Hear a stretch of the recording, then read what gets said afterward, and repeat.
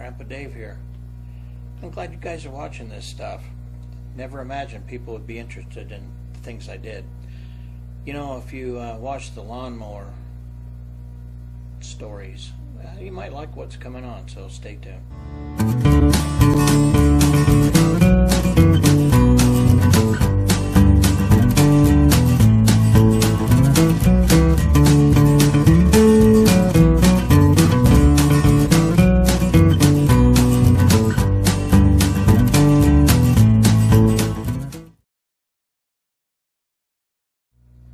So last time you talked about the lawnmower and that you enjoyed doing stuff with the wheels.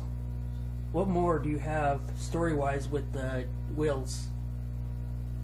Yeah, I've got a good one for you.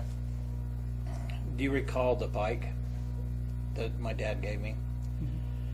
And we moved up to the new house, and it was a great bike until that kid down the street had that 5-speed, you know. Yeah. Made my bike look like poo-poo. Well, my dad gave me a 10-speed for Christmas that year. Oh yeah, 10-speed, you know, with the curly bars. Now I was above the 5-speed guy, so I had the cool bike, which put my other bike out to pasture. Well, one day in the summer, you know, we've always talked about me wanting to be on wheels and mobile. I woke up that day and I did my daily chores as I was told, and I was thinking about that bike. It's pretty sad that it's sitting out there and it's crying because no one wants to ride it. And I thought, you know what, I'm going to take pity on that bike. I'm going to turn it into something wonderful. Now, I'm probably 11. I don't know how old I was. I didn't know how things worked, but I was going to make it work anyway. Kind of like the scooter story. Remember the scooter story?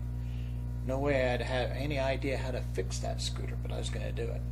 Well, same thing with this. So I took the bike. Dad had gone to work, Mom had gone to work, I was home alone. I don't know where my little sister was, off having fun like she normally did.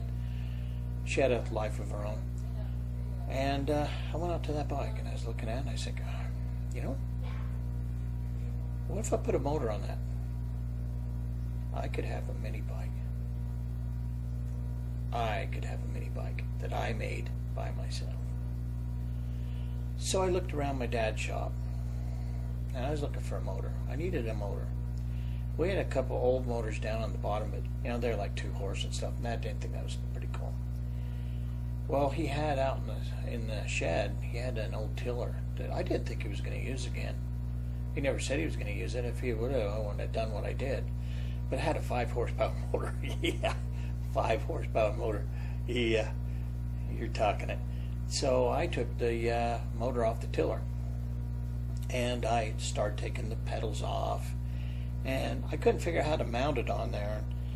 You know, you had the chain going to the back of the bike and stuff like that. And I thought, well, I got to find a sprocket. You know, my dad had all kinds of cool stuff. He never threw anything away. Kind of like me, kind of a pack rat, that kind of cool stuff.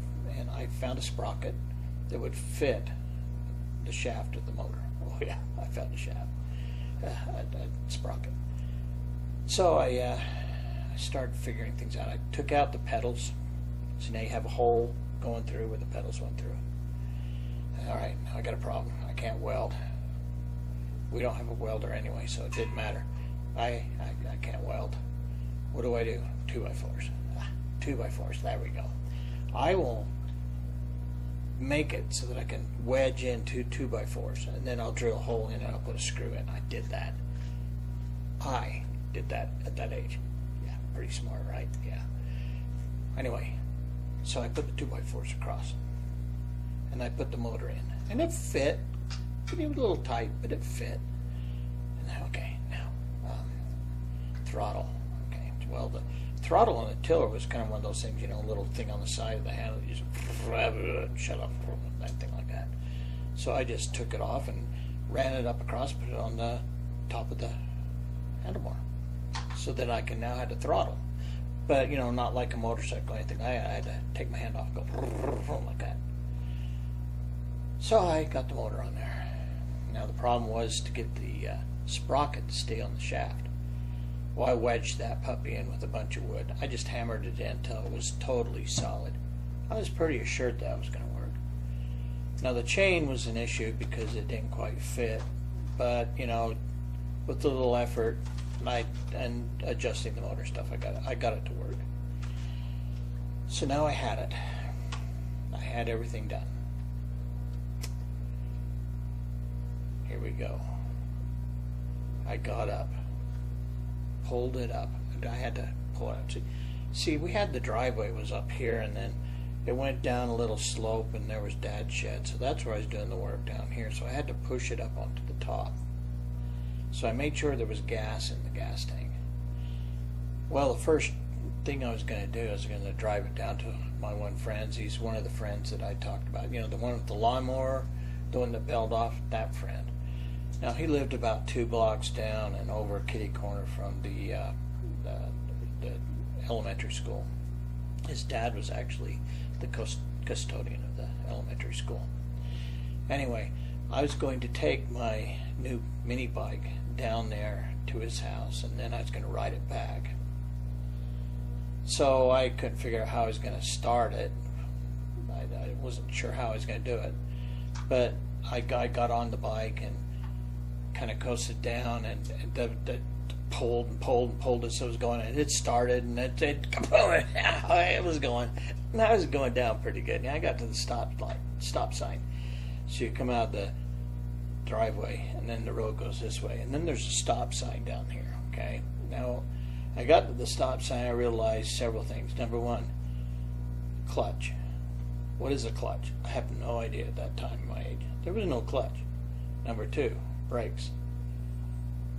The brakes were on the pedals. I had no brakes. So here I am. I'm coming to the stop sign, and there could be cross traffic. I had no idea what was going to happen. It could be a semi. It could be a train of military vehicles. It could have been a zoo, or it could have been a circus coming through. I had no idea what I was going to run into. Fortunately, for that time, there was nobody coming. I'm going down the road, and the motor's going pop, pop, pop, pop, pop, pop, pop, and I'm kind of concerned, and pop, pop, pop, pop, pop, and I'm going down the road, pop, pop, pop, pop, pop, pop, and it started to pick up speed, and I'm starting to get a little nervous about things. Now, you might recall the story about the lawnmower on that big hill. Now, this is kind of similar experience, but not quite as bad. Anyway, so I'm putting down there, and I passed the first block. My friend's on one side, you know, the one that we crashed the wheelbarrow and stuff. I just rolled by. I'm picking up speed, and I'm starting to put my feet down to try to use his brakes because I don't have brakes. I don't have a clutch. I don't know what to do. I'm getting down, and right halfway through the block, I'm realizing that I might be going a little bit too fast to make the corner to go to my friend's house, because you go to that corner and then you had to go down. He was 2 houses down. I didn't know what to do. I made the corner. I slid a little bit, but I got it through, and I shut the gas feed off. You know, the throttle. I put it to off, and it went and I went to his house and come to a stop. Well, I had to push it back home, and that was kind of that story. That didn't work out well. You know, I did a little note to self, learn about clutches and learn about brakes. I never got to use that information, but you know, that was a learning experience. But I think the main thing I want to talk about is my secret agent days. Yeah, I was a secret agent at one time. Yeah, I had several things that I had to do. The one was back in the old house. Now, I'd watched several movies, and I'd learned about things like master thieves and secret agents and intrigue, you know, international intrigue, things like that. And I had my commandos out there, you know, I had an army that I controlled, things like that. But I was really interested in those things. But there was that thing down in the basement, you know. You go downstairs, you recall the basement in the old house, you come through the kitchen, go down to the laundry room and down those rickety stairs. Down there where the jukebox was in the basement. And you went across, and there's a wall. And you went into my dad's workroom. And there was a safe. Oh yeah, there's a safe in there. That safe held all the riches of the world, in my mind. I had imagined that if I could crack the lock on there, that I would have the wealth of the world and I could control the world. Remember Pinky and the Brain? That's long after me. Some of you younger ones might remember that. Yeah, I'm Brain. I was Brain. So, I spent my time creeping up on that thing. While my dad was gone, I want to say, because a good master criminal knows when security's gone, okay? So I was very careful, and I had my little background music in my head, you know. A little thing from Bill Cosby, one of my favorite guys in the day. He always had his little music in his head. I had my music too. So, mine's more simple. And I'm sleeping on. I'm coming around the corner. I go over to the lock. And I start to figure out how to open that. The crown jewels of England are in there. There's got to be something really special. I'm working on it. And I'm very stealthy, like a ninja. All of a sudden, I hear sound. Somebody's coming down. I'm going to be caught. I slipped over to the side and become part of the wall. Ninja-like. I was impressed. And I heard footprints. One of my sisters had come downstairs. They were going to the fruit room. They were going to get something from the fruit room. Don't get caught. You could go to jail for the rest of your life trying to break into that safe. I was careful, and I was silent. I held my breath. My sister walked into the fruit room, clicked on the light, grabbed a bottle of whatever, I assumed fruit, and she walked upstairs. Oh, whew, I was safe. I was safe. I walked back to the safe, and I tried to crack that thing. And I tried so many combinations. I tried so many. I've watched so many movies how to do this, and it didn't work. I put my ear to it. It didn't work. I couldn't hear nothing. That just would sound the same. Well, I gave up. Later on, a couple weeks later, my dad was downstairs working, and I broke up the nerve. I just wanted to know what was in there so I knew what I was stealing for the next time. So I went down and says, Dad. Yeah? What's in that safe? You want to see? Yeah. I was trying to pay attention to the combination while I was doing it, but I couldn't. He was doing it too fast. Pull it off. He opened it up. Papers. It was just papers. I didn't know what the papers were. It was just papers. Master criminal hell. Heck, pardon my French. There is no way I was going to go to prison for a couple of papers. But that was one of the beginnings of one of my time to hell. We'd moved up to the new house, and the new house was really nice. We had 2 bedrooms on the basement and 2 bedrooms on the top. They were up on top of each other. And it was a brick house. You know, I had one room, my sisters had a room, and my parents had one room, and stuff like that. My grandma used to take care of me down in the old house, come to live with us, and she took the room in the northeastern corner. That was a good room. I had that a couple of times while I lived in that house. It was a good room. Well, she'd made it into an apartment and stuff like that, and she had to have a TV. Well, I was outside playing, and the TV repair guy came, and he was installing an antenna, and I was watching with great intent. This is interesting. So the antenna came out through the window, went up the brick wall, and then he just put these things into the wall, and then put the antenna wire up, across to my parents' bedroom window, across and over, and up to the eave of the house. And there was the antenna. He adjusted it until it had a good signal, and then he went. Well, that's interesting, I thought. Well, a couple of weeks later, I was watching this TV show. It was James Bond. Ooh, James Bond. I was going to be a secret agent like James Bond. And he was doing this thing. Now, we all recall I don't like heights, correct? Well, heck with heights. I'm going to be James Bond 007. My parents had gone, doing whatever parents do, leaving Grandma, myself, and my little sister at home. I'm sitting outside and I'm thinking, I watched James Bond do that. He put these little piton things into the rock and he'd climb up. Another one he'd climb up. And another one and he'd climb up. And I was thinking, you know what? I know what I could do. Those wires coming up, with the wire going up to that antenna, that's a secret device. I'm going to find out what secrets are in that device. Oh yeah, I'm going to climb up there and I'm going to find out. So I went. Grandma's watching TV. Little sister, I don't know where she is. I started climbing the brick using little piton things, you know, little things they put in there to hold the wire. 1 foot hold. I'm doing well. I'm a foot off the ground. I'm grabbing the wire and I'm pulling myself up. Oh, another one. Now I'm at like 3 feet off the ground. It's getting a little scary here, but that's okay. Holding on. Pull myself up. Another one. There we go. Hold on. Pull tight. I get up to the ledge of my parents' second floor. Grab onto the ledge. Pull myself up. Ah, things are going well. Now it takes a sharp turn this way.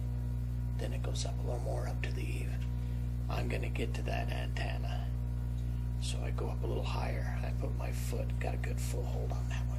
I grabbed and I pulled myself up. I'm going to get the secrets of that antenna.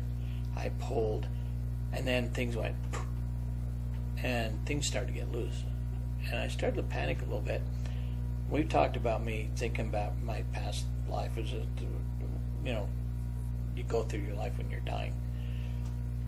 That happened just once this time because I heard a pop and I froze. So now what I am is I am almost up to the eave of the house, which is maybe 8 feet, and I'm in full panic mode now, wondering what the heck I'd done to myself to get myself into this situation.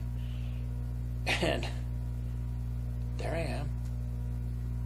Next thing you know, an antenna comes down and clobs me in the head. And I come down with the antenna and wire and legs and rear ends and elbows and stuff and hit the ground. Antenna implants into the grass. And Grandma's went down there trying to watch TV. Well, guess what? Her signal went to heck. You know, I spent a lot of time trying to talk myself out of that one.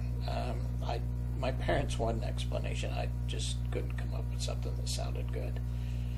I tried the James Bond thing, but you know, they knew I hated heights, so it didn't really work for them.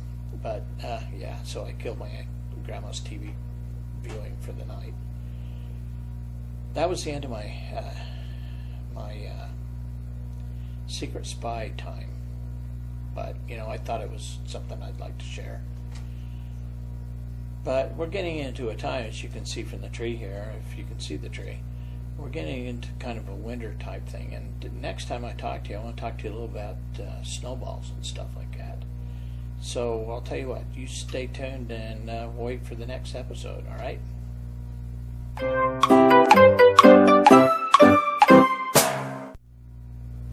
Grandpa Dave here with a little wisdom. You know, I have a lot of common sense. I always have had a lot of common sense. But you know what I've realized in life? That is a punishment. Do you know why? Because I have to deal with everyone else that doesn't have it. Talk to you later.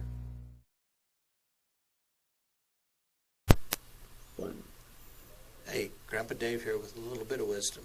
You know, I'm going to borrow some wisdom from someone that's long gone. You know, the great Mark Twain.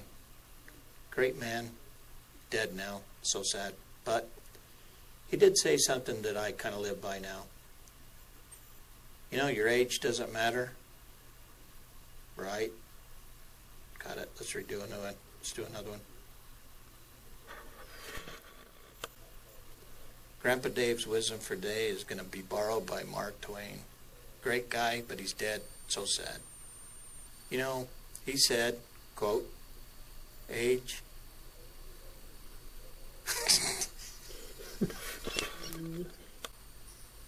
Grandpa Dave with some wisdom for you. You know, I've done a lot of things and done a lot of things wrong. One thing I did realize, if